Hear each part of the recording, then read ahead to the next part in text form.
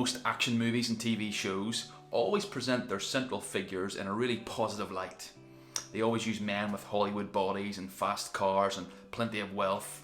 Men who are obviously alpha males. And as we've read through 1 Kings, the past number of chapters, we've seen very impressive figures employed effectively by Satan to be the kings of Israel.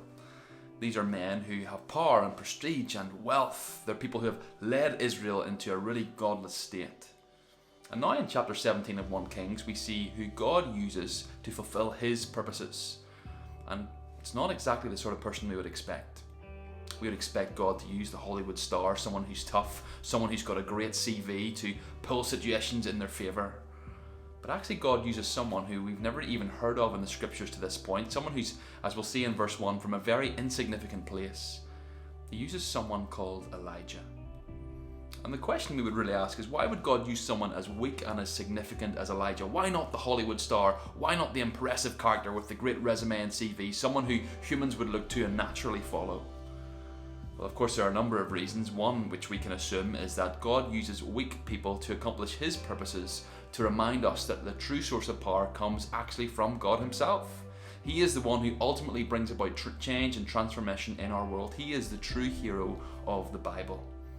God is the one who is ultimately powerful and supreme, and we see that supremacy exemplified in 3 ways in this chapter. First thing we see in verses 1 to 7 is that God is supreme over his enemies. In verse 1 of this chapter, we see that God asks Elijah to go to the mighty King Ahab and to deliver a message to him. Now, it's no small thing in and of itself to go to the mighty King Ahab and to try and give a message to him. He's the most powerful man in Israel. But if you thought that was tough, well, what God asks Elijah to say to King Ahab is going to be even more tough. He says, tell King Ahab there's going to be a drought in the land. Now, why is that such a strange or dangerous thing to have to give to King Ahab? Well, remember who the false god that King Ahab worshipped was. It was the false god of Baal. You might recall him from previous chapters. And Baal was the so-called fertility god. He was the god who claimed to control the wind and the rain. And so by God going to King Ahab and telling him there's going to be a drought, did you see what he's doing?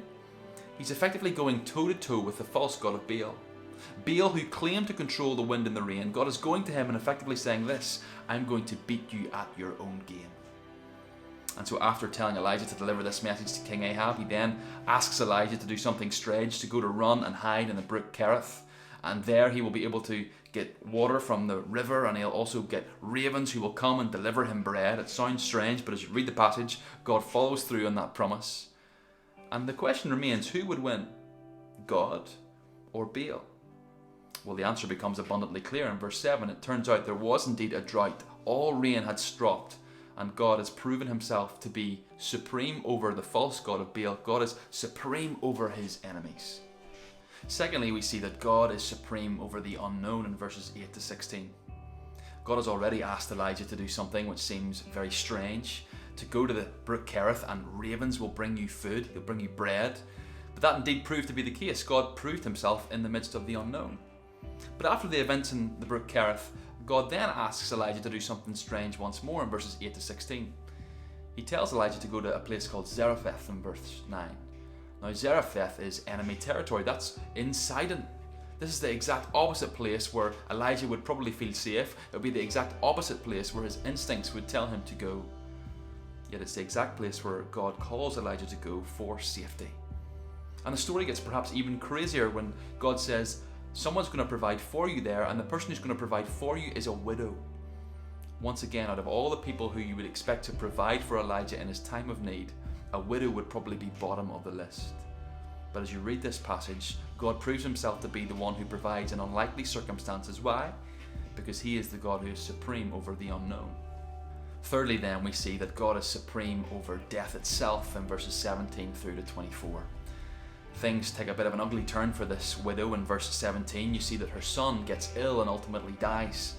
And she obviously, as a widow, someone who's already lost her husband, now losing her son, is in great distress. And she calls Elijah, and she's actually annoyed at Elijah, thinking it's him who's brought this calamity upon her.